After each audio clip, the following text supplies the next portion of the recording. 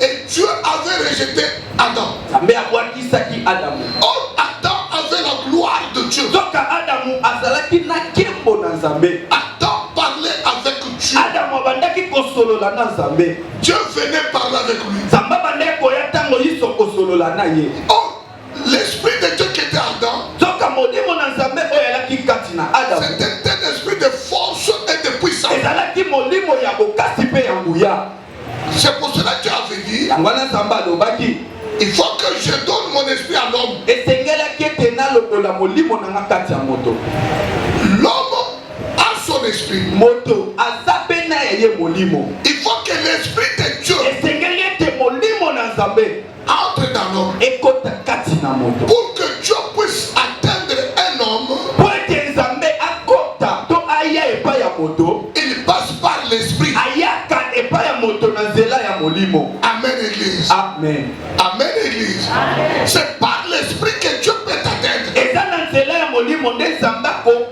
Il n'y a pas une autre voie par laquelle Dieu peut t'atteindre. Il passe par l'esprit.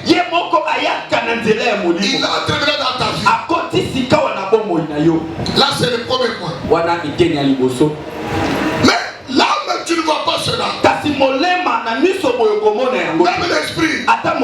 Les corps ici, c'est ce qui est environ.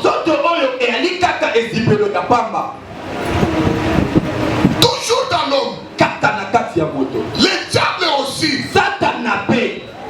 Il ne peut pas venir physiquement comme ça. Le diable passe par l'esprit pour t'atteindre.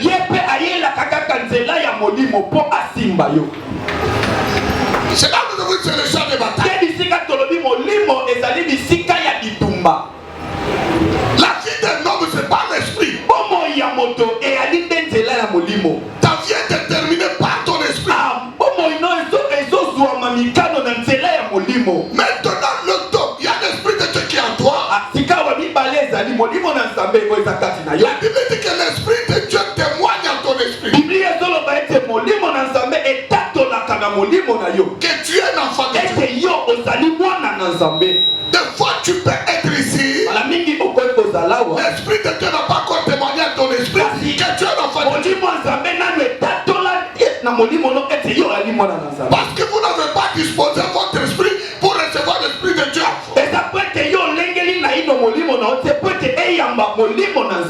C'est là où Jésus avait dit à Nicodème, si tu n'es pas né d'eau et d'esprit, tu ne verras pas le royaume de Dieu. Nicodème est censé qu'il était. Il était un docteur de loi. Un intellectuel tout fait.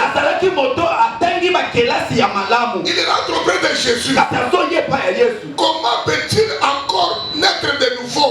Que je rentre dans le ventre de ma mère pour que je puisse naître.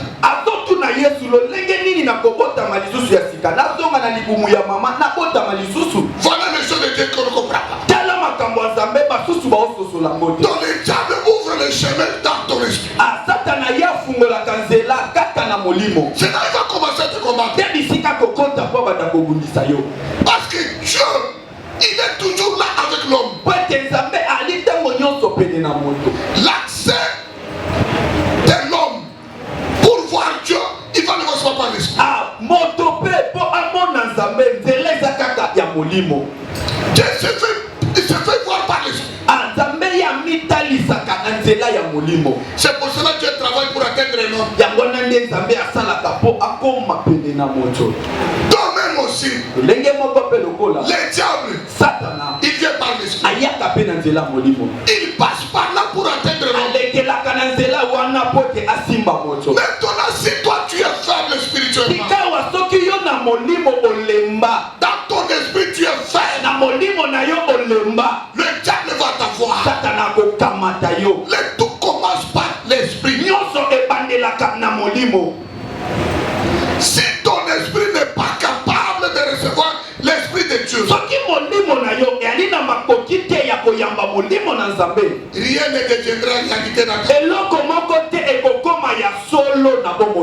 Donc tu vas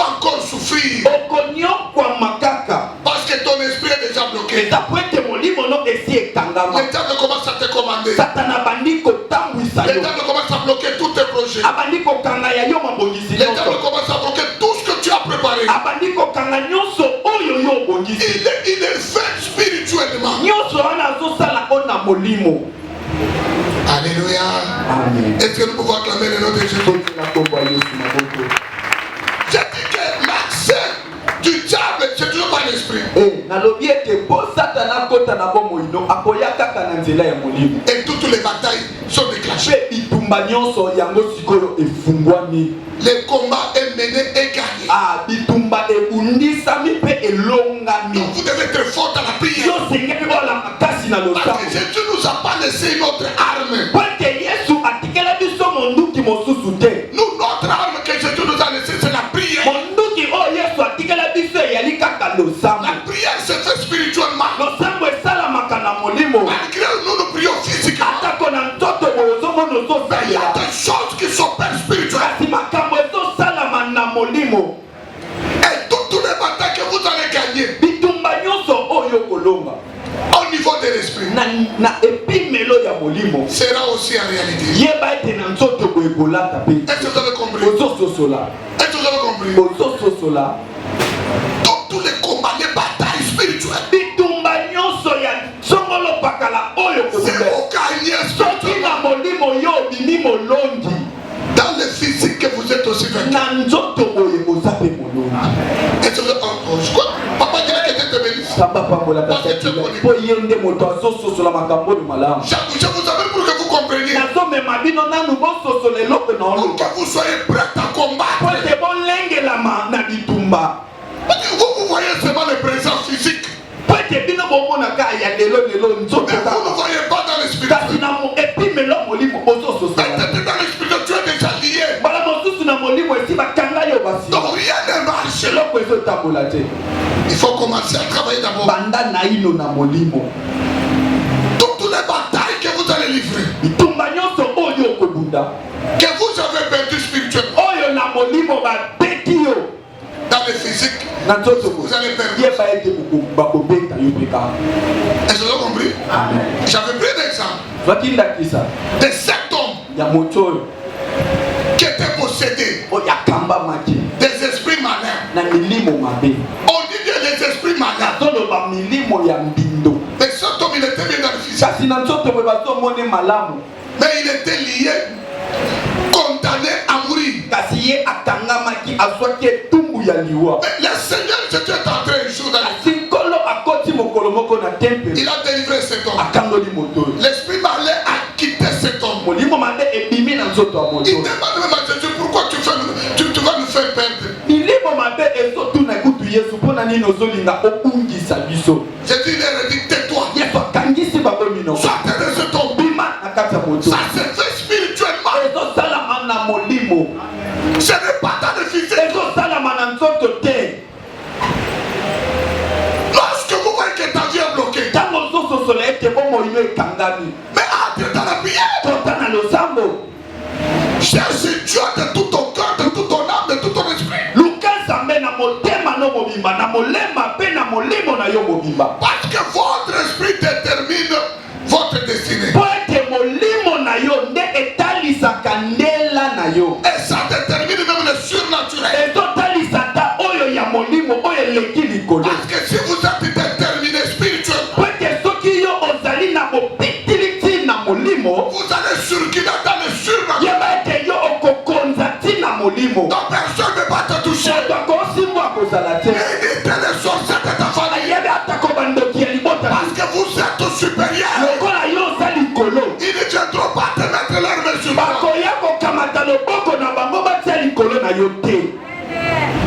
Il faut comprendre ces choses. Ne venez pas à l'église pour prier. Pourquoi je veux prier? Et la Bible dit, si votre esprit est établi sur la vérité, les surnaturels sera à votre disposition. La vérité, c'est la parole de Dieu. Le vendredi soir, Papa, c'est que tout terminé. Là où moi j'étais, le Saint-Esprit m'a révélé quelque chose. J'ai demandé ma Bible au bureau. J'ai dit que je veux que l'État construise l'église. Dieu m'a montré 5 personnes. Nous avons pris la Bible. J'ai donné aux hommes de Dieu qui tenaient la Bible. C'est la parole de Dieu. Mais il y a eu un miracle à tous ceux qui ont touché. La délivrance a commencé. Une maman a touché la Bible. Elle a senti le feu. Il s'était levanté. Le même vendredi, une de nos soeurs, elle est rentrée chez elle. Elle a senti la fièvre. Arrivé le soir, elle me dit, l'homme de Dieu, tu veux mettre à l'hôpital. J'ai dit, allez-y. Arrivé à l'hôpital, on lui dit que maman, le sang, elle est de 5%.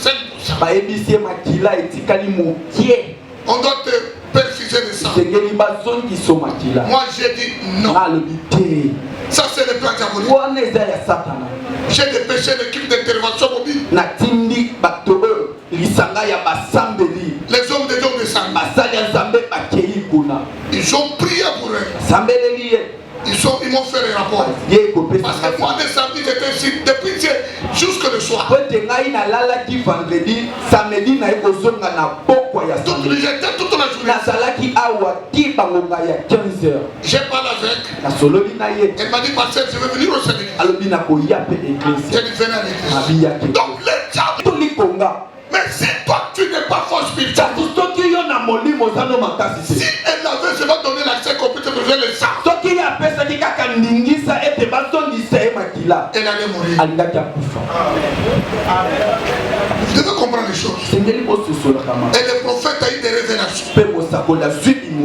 Il est venu me faire un rapport. Il a dit, parce que ce sont les deux familles qui ne veulent pas que cette sœur ici puisse prospérer. Et surtout, ils ont appris que cette sœur ici prospère. Là, ça se fait spirituellement. Peut-être vous êtes là, vous êtes réclamé dans le monde de terre. Lorsque vous êtes réclamé dans le monde de terre, et que votre esprit est établi sur la vérité, la vérité qui est la parole de Dieu, la vérité qui est Jésus, j'ai dit qu'elle est surnaturelle, viendra à ta disposition. Tu vas marcher sur eux. Tu vas marcher sur eux. Ça les brûle. Ça les détruit. C'est là au nom de c'est ça que nous devons faire dans l'église. Quelqu'un qui vient à l'église, il dort. Ce n'est pas elle. C'est le démon. Hier, j'ai monté une équipe d'intercession des amis de Jésus. Et il y a les enfants qui ne sont pas venus, c'est leur problème. Laissez-les. Ne les envoyez pas. Mais tu n'as rien fait. Tu n'as rien fait. Là, c'est travailler dans le monde des ténèbres. Il y avait déjà l'accès du diable dans ta vie. Ils peuvent entrer dans ta famille. Les sorciers de ta famille, ils peuvent te combattre. Mais si toi tu n'es pas fort, tu vas tomber à leurs pieds. Mais moi je ne tomberai pas. Je vous dis vrai, qu'ils viennent à droite, qu'ils viennent à gauche. Papa c'est que n'est pas le Canadien. Ensuite, elle m'a appelé. Aluyemba.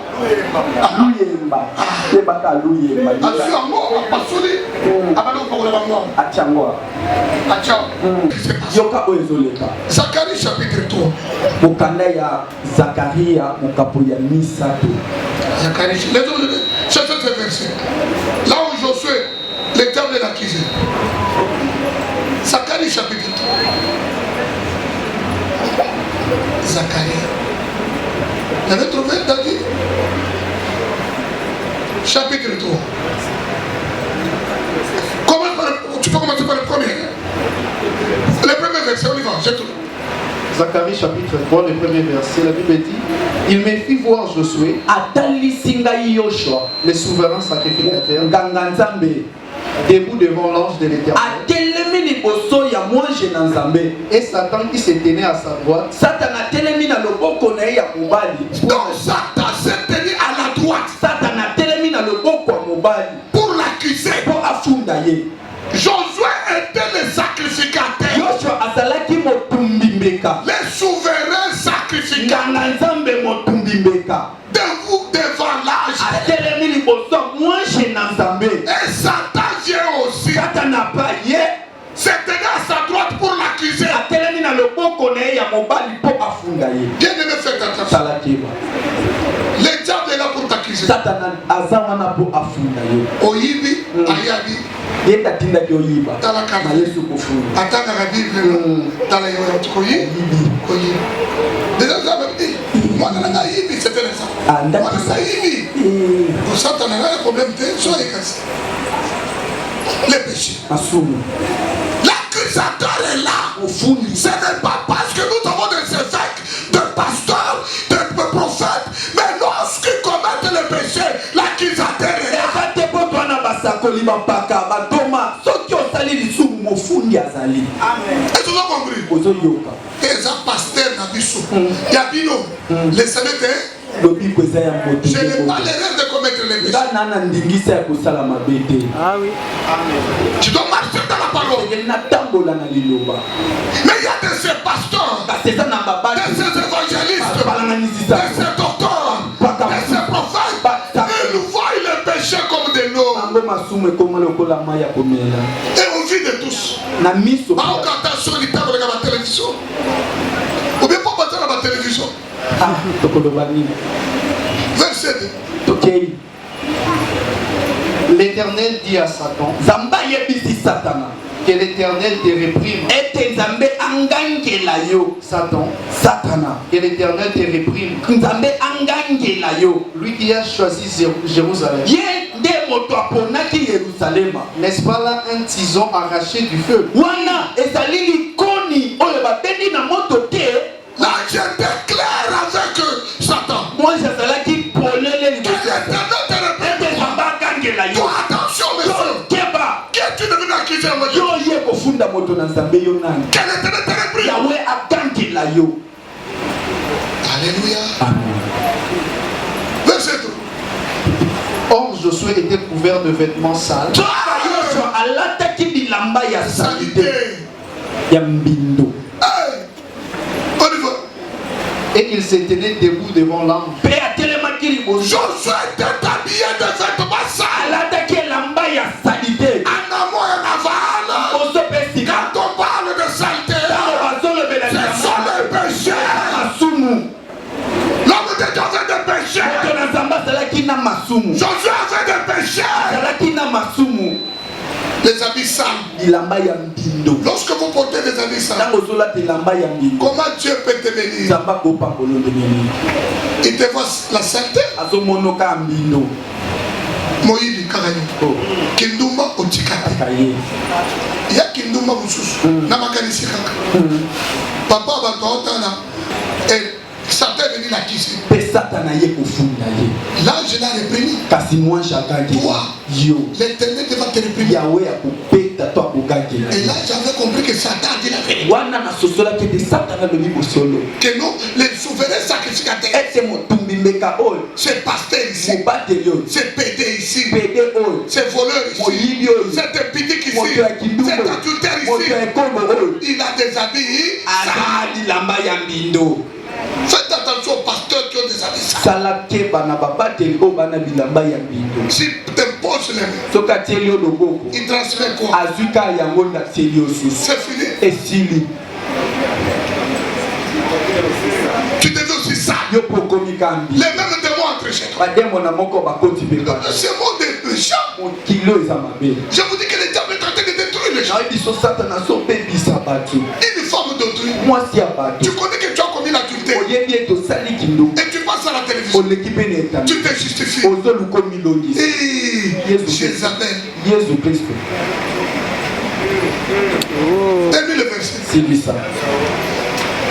L'ange prenant la parole, moi j'ai Azimaloba, dit à ceux qui étaient devant lui, ôtez-lui les vêtements sales. Ôtez-lui des vêtements sales.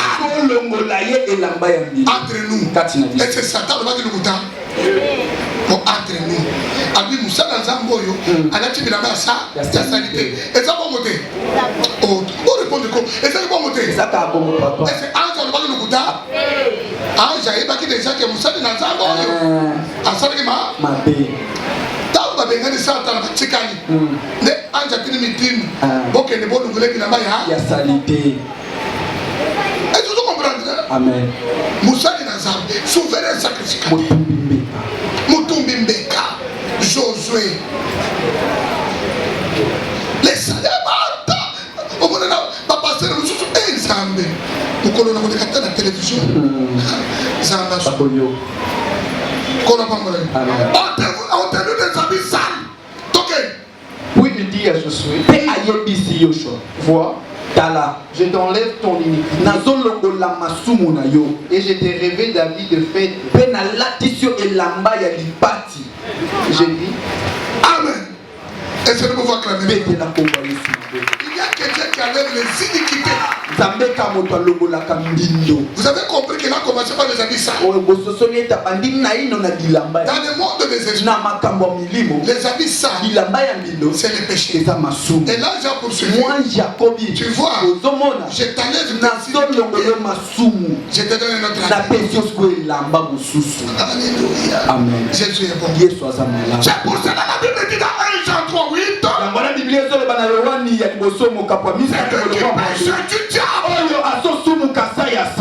Tu t'approches de Jésus. Souviens-toi d'où tu es tombé. Répands-toi sincèrement. Répands-toi.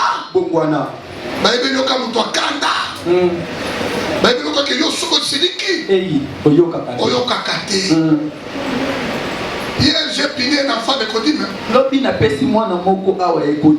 Il s'est agenouillé ici. Sa grande sœur est venue. On dit que l'enfant me demande. L'enfant est sauvé. Et l'enfant est rentré. Je lève de toi. Toi, pour qui t'a dit de sauver? Oh non, c'est ma grande sœur. Pourquoi tu m'as pas demandé? Afin que je puisse t'autoriser. Prochainement, il ne fera pas ça. C'est ça les choses de Dieu. Alléluia. Amen. Le péché peut détruire l'homme. Marchons dans la sainteté. Tu vois, ton mariage est très pour moi. Si ton fiancé est dans les péchés, vous êtes là, vous ne vous marierez jamais. Jusqu'à ce que l'autre ait la grossesse, c'est fini. Il y a des péchés. Mais si toi tu te dis, tu es ma fiancée, ne me touche pas. Et je ne me promets pas avec toi jusqu'à ce que tu viennes mon nourrir. Les garçons vont se mettre. Hier j'ai pleuré. Un pasteur en Côte d'Ivoire. Il a faussé. Mais il n'y avait pas moi que je l'appelle que les Écritures. Les pécheurs, on ne peut pas toucher cette sœur. Attends, oh non, viens m'accompagner. Non, non. Les péchés. Ni se promener avec. Non, ne marche pas avec moi. Surtout vous les jeunes sœurs. Et les jeunes frères. L'enfant d'autrui.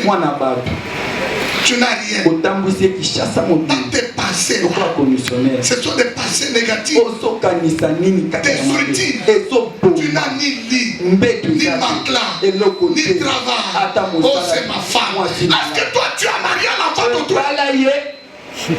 Vous aussi les parents. Il ne peut pas.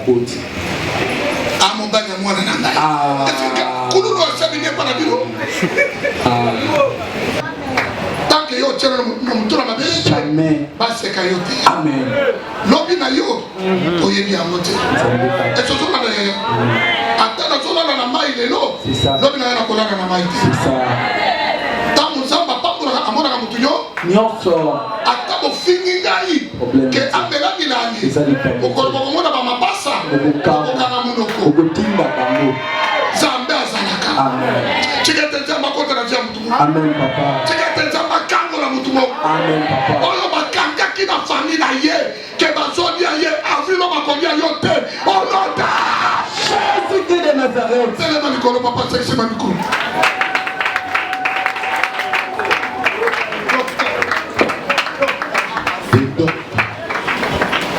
Ok, Zamba Pambo de Lobanaye.